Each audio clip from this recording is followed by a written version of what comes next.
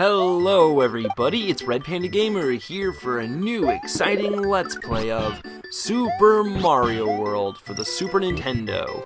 Yes guys, Super Mario World, one of the best games in my opinion that came out on the Super Nintendo. Welcome, this is Dinosaur Land. In this strange land we find that Princess Toadstool is missing again. Looks like Bowser is at it again. Of course, because it wouldn't be a Mario game without Princess Peach being captured. Well, I guess Toadstool actually, not Peach. This is still before Peach was around. But, yep, Peach has been captured again by Bowser. Oh well, what are you going to do? But yeah, guys, this game came out for the Super Nintendo in 1999? Wait, 1999? 1990 or 91, actually my birth year. And it was the first game that came with the Super Nintendo, if you bought it at first, when it first came out. And, I mean, I have to say, it is a great game to first release for the system. I mean, it really is a fantastic game, and it really showcases the ability of the Super Nintendo. And in my opinion, it's still better than a lot of the games that ever even came out for the Super Nintendo. We're going to jump right into it. Those Yoshi coins that we've been collecting, I'm pretty sure that if you get, what is it, 5, I think? When you collect 5 of them, you get a 1-up.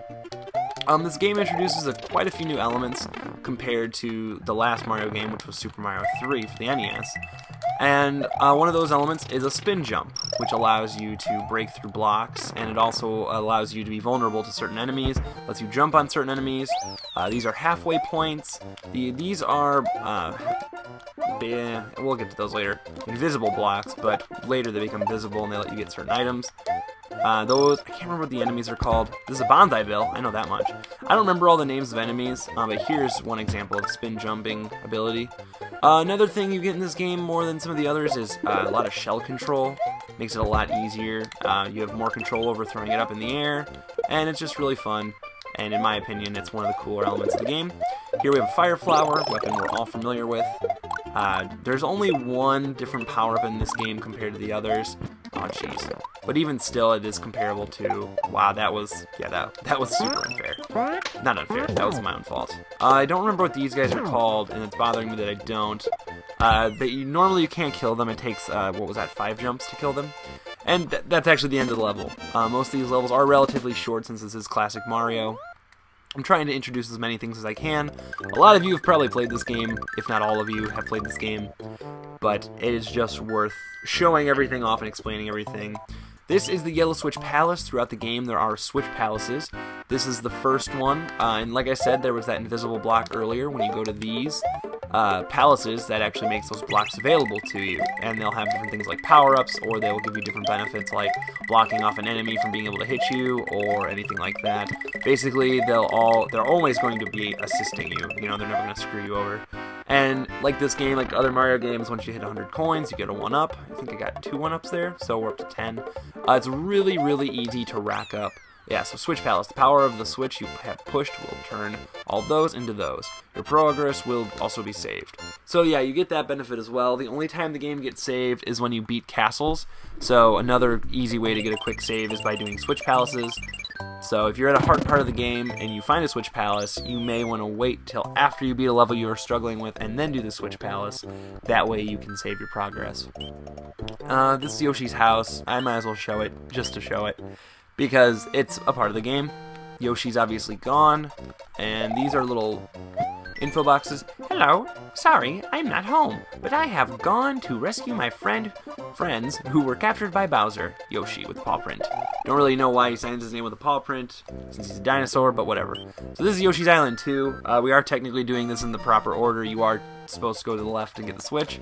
Another thing that this game has that the old games had was if you get a certain amount of enemies in a row, you get a 1-up. That's what I just showed there.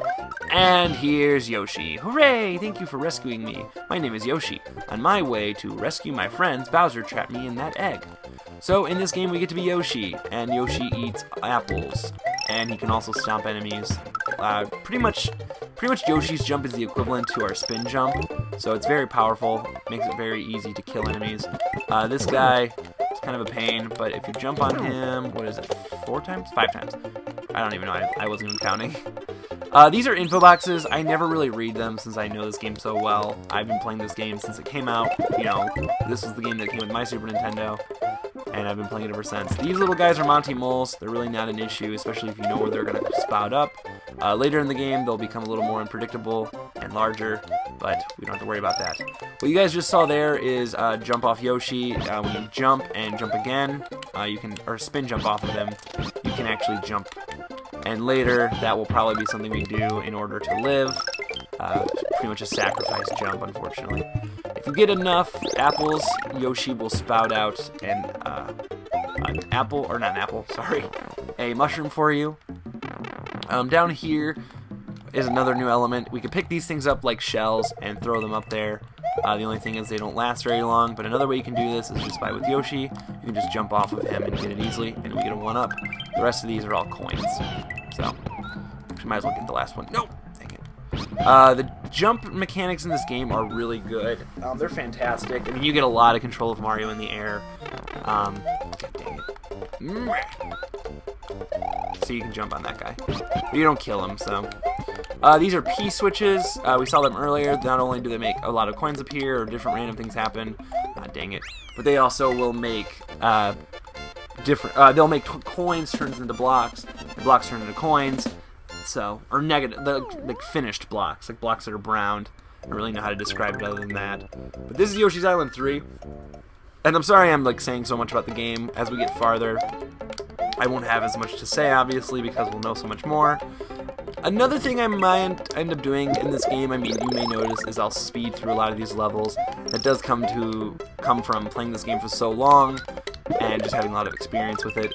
Anytime you see, anytime where there's a Yoshi egg ready in a level, if you're already on a Yoshi, it becomes a 1-up, so that's a cool thing to do. If you, another cool thing about Yoshi is for every Koopa you swallow, they give you sometimes a different ability. The red ones actually give you a fire breath attack. It only works once, unfortunately, but it is pretty useful. Let me see if I can do that again. Never mind.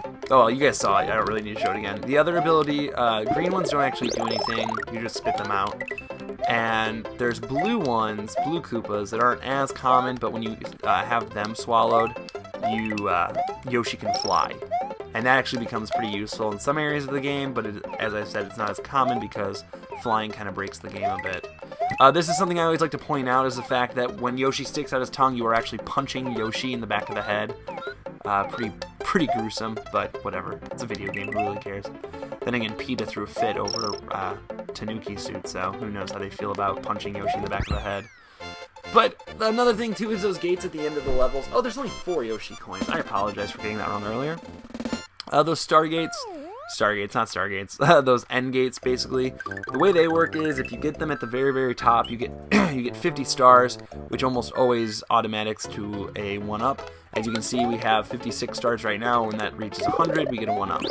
So as I said before, this game does rack up 1-ups very fast, which is nice. It's very convenient to the game. You will die a lot in this game, a lot later, but for now, we should be fine. Here we have some Pokies. Oh no. Oh, no. I don't want to lose Yoshi. But that's something I was actually going to mention, is the fact that when you... No, oh my god, I can't believe I just did that. Oh, first death of the LP. I'm going to have a death counter going, I'm pretty sure. I have a piece of paper right here next to me, and I'm going to mark every time I die. I'd like to put in a little graphic. If I miss any deaths or anything like that in editing, please let me know, and I will try to correct it. I shouldn't miss any, though. But, you know, sometimes when you go into edit stuff, you forget things easily. Oh, now we don't have Yoshi. Oh, they made the Pokies shorter, I think on purpose.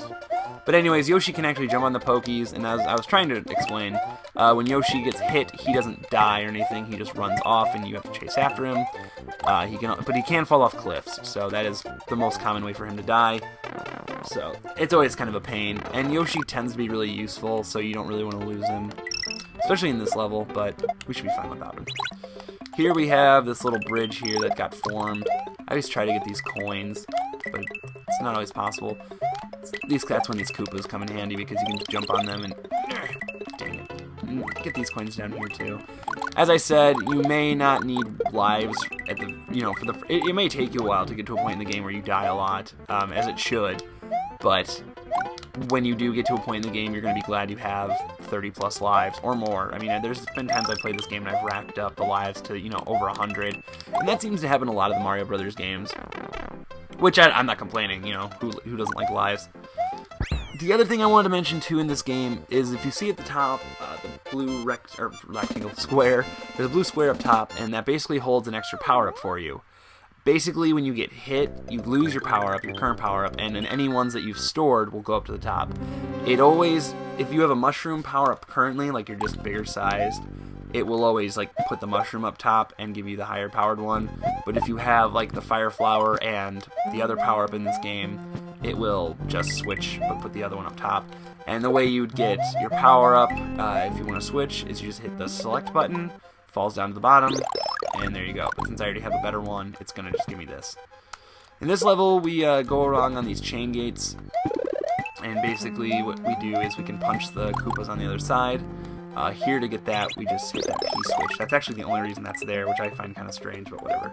Also, there's going to be ones on this side that you can actually just jump on, or obviously ignore. There's red ones that go a lot faster, and when they hit the corners, they turn around to the other side. Don't want to get hit by this fireball thingy.